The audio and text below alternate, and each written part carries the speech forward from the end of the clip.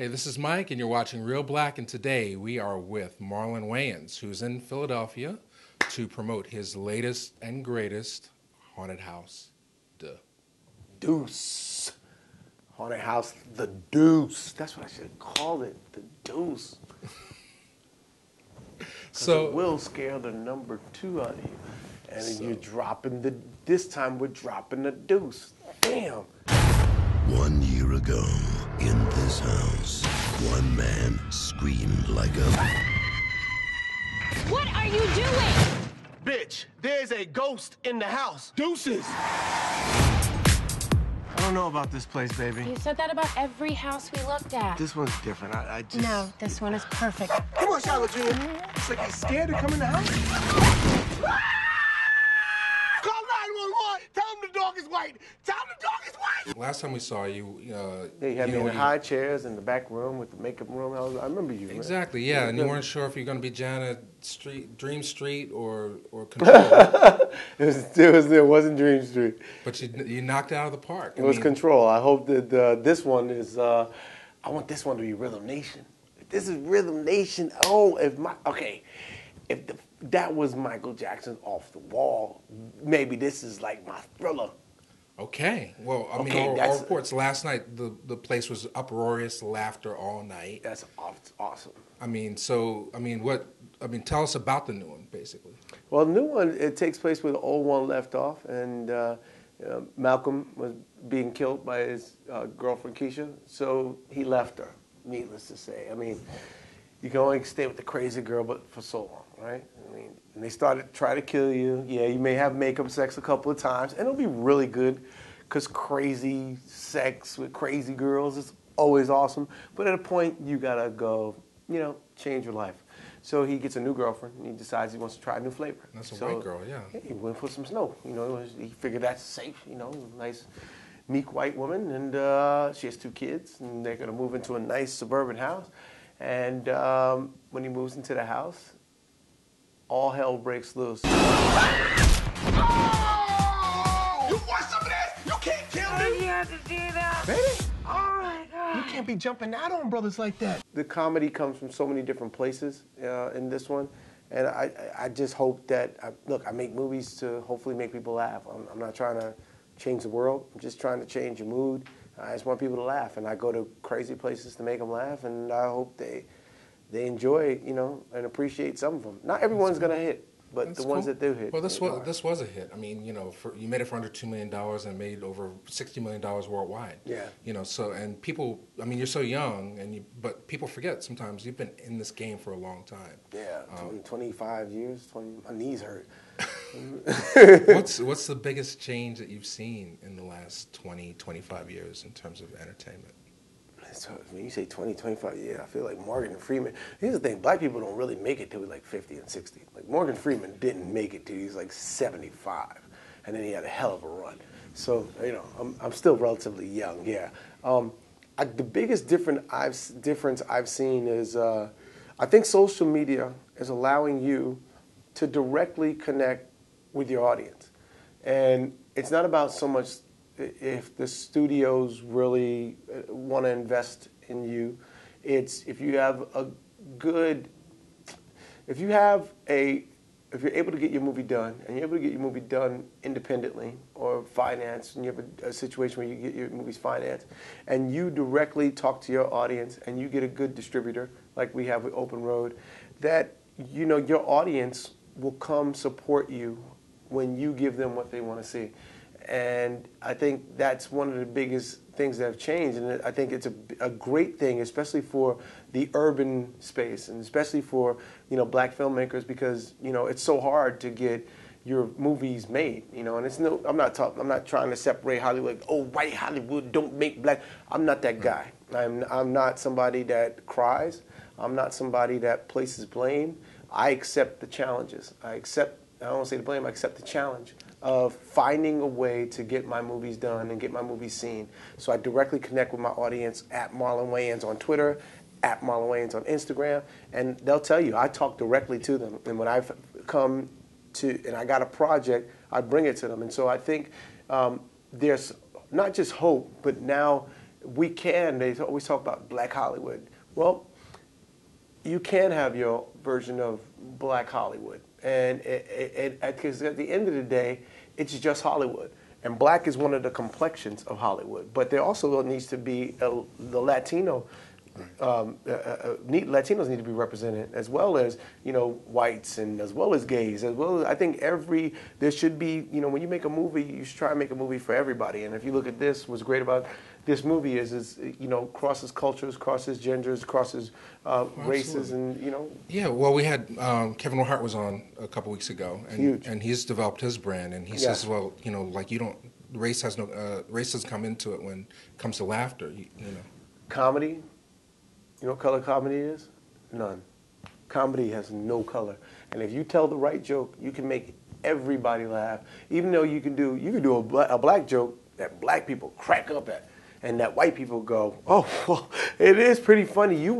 I like making those laughs that you ain't supposed to laugh at, that you go, oh man, that's hilarious. I like finding the light in dark places. That's why I like doing horror comedies, because and that's why I do touchy subjects, and sometimes you got to be fearless. But Kev is right. Comedy is colorless, and what I watch what he's done, what he's been able to do, and he's inspirational in terms of how he connects to his audience. And I'm similar in that way, that we understand that this is what you got to do. And when we go sell a movie, I go to 21 cities to sell a movie. I'm sitting here in Philadelphia. I'm not green screen. This ain't a hologram. I come to you to bring you what I believe is a funny movie. Now, is that something you developed early as far as your social media presence and the Twitter scope? I mean, now you have all these platforms, the whatthefunny.com and all this other stuff. Like, how does that apply, social media and all these new platforms? Well, I think they all they all help to really allow you to express your point of view and your sensibilities to your audience. So a movie, you got to wait for a year before the audience can see your movie. But in the meantime, I can show you a bunch of funny sketches that we're doing on whatthefunny.com, a bunch of funny web series that we got going on whatthefunny.com. You can get the app for What the Funny, and you can now also, I can do funny vines and connect with you every day. I can show you a funny picture that I do on Instagram, and at Marlon Wayans, and you can sit there and give you a little laugh during your day. Now I have a show that I'm doing for TBS called whatthefunny.com, not What the Funny. This is called Funniest Wins, and basically I'm trying to find the next 360 comedian. Somebody who could do stand-up, somebody could do roasting, somebody could do musical parody, somebody could do sketch, character, viral videos, and we're going to take that person and make them the next 360 champion. And it's going to be really funny, and it's kind of like a variety show meets a competition show. It's kind of like Last Comic Standing meets The Voice. And the X Factor. It's really funny. No, I can't wait to see it. 2 more questions. Go. So, I mean, what's you your... get 3. 3? I got 3. I like you. You get 3. I may even give you 4. All right. What's your creative process? Like, I was watching an interview online with your older brother, Keenan, and he said that they, when they did Hollywood Shuffle, they acted the movie out in front of a video camera, and then they wrote down what they acted out. I mean, what's your process? Do you sit down with a typewriter or... Well, my brother knows me, and the one thing he will always tell you is, if Marlon's rehearsing, tape it. Because I don't know how to just walk through something. I go full throttle. We tape our rehearsals on set because I go full throttle, and I'm so physical, and when I go there, I just go there. And so, but before we get to actually taping, I don't tape it out. I wait till we get cameras, we get the right lighting, we get everybody on board, then we start taping. And my process is, I get the idea. I go watch 100 movies, like the movie I'm watching, that I want to watch. And then I just start breaking down. Input helps me to output. So I sit there literally just in my basement with my producer and writing partner, Rick Alvarez. And sometimes I'll be on the treadmill and I'm watching, and I'll joke here and he'll go, oh, that's funny, what about this? So we're just pitching stuff back and forth. It takes us like 3 hours to get through, or 2 hours to get through one movie, because we keep pausing to write stuff down. We're just brainstorming. And then once we get all the collected thoughts, we go through the thoughts, and then we kind of paste them all together. Typing it or handwriting it? We type them. Okay. He types really fast. And then from there, we card out the movie. We know the acts. We build the story. And after we build the story, then we go about executing the scenes. And maybe sometime we'll write scenes together. Sometime he'll write a scene, I'll write a scene. And then we switch off, and I'll rewrite his scene, he'll rewrite my scene. And then we collectively come back together, paste it all together, glue it together, take out some stuff. And we usually come in fat with like a 160-page script, and we chop that down to 130, send it down, get some notes, chop it down to 116, of which we're ready to shoot. And by the time we're ready to shoot, it's up to 140. And then when we shoot it, it's like 200 pages because of all the improvs. And then once we get on stage, I take the script and I go, we shoot one like that, we blow the script up, and we all improvise. I want you guys to improvise what you want, because the way we develop the editing on these movies, I throw out 10 jokes in a matter of a minute, just whop, whop, whop, whop, whop. You miss joke 2 and 5 and 7 because you're laughing at 1, 3, 6, and 9. You know what I mean? So it's just the way we do movies. I hear you. But I wanted to give an in-depth process. No, I hope people are paying attention. Yeah, in case there's someone young sitting there that wants to write, that don't know how. I want them, because the hardest thing to do is putting pen to paper. But and do I write dialogue? Dialogue is the last thing you write. I want you to just collect ideas, then you think about how to sequence those ideas, and then the last thing you write is dialogue after you create the characters. Wow, great advice. So what's up with the Richard Pryor biopic? Is it back to life, or you still attached? I mean, it's back to life. I hear Lee Daniels is coming on to direct it, so I think that's awesome. I think he's a great pick. When I got it with Bill Condon, and who wrote a great script, and I think they're working off that script. But when you change directors, in Hollywood, I've learned, whether it be Batman, with the Robin experience, whether it be G.I. Joe, I learned that every director has their own take and their own vision for who they want to be casted, and I respect it, and whatever his choice is his choice. I mean, I know that I've prepared for it. I know that I did an amazing screen test. I know that I've been doing stand-up the last 3.5 years, like on some method acting thing. Like, I know one day it's going to happen, and just to prepare for the role. Because before that, I didn't do stand-up.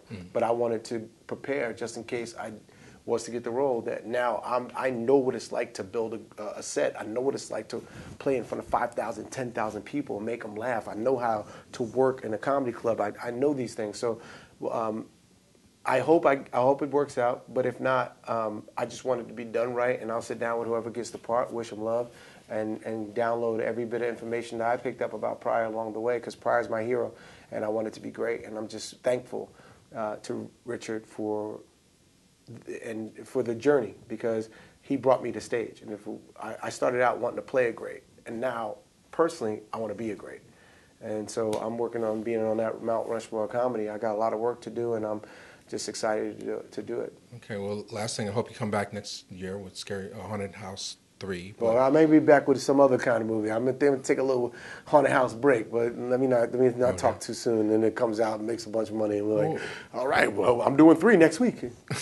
Words of advice, people out there watching, that'll be it. You can do anything you set your mind to do, as long as you choose to do it and you're willing to do the work. It's not about the glitz, it's not about the glamour, it's all about the sweat, it's all about the blood, it's all about the tears.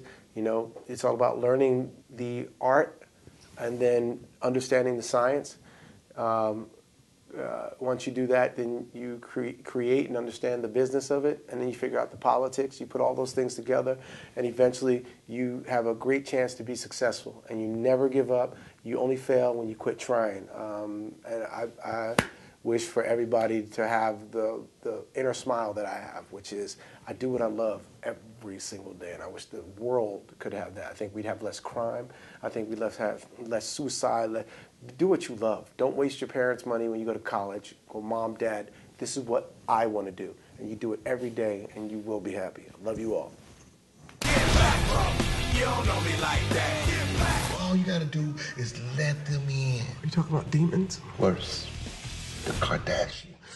They got Lamar. They got Kanye. They gonna get your ass.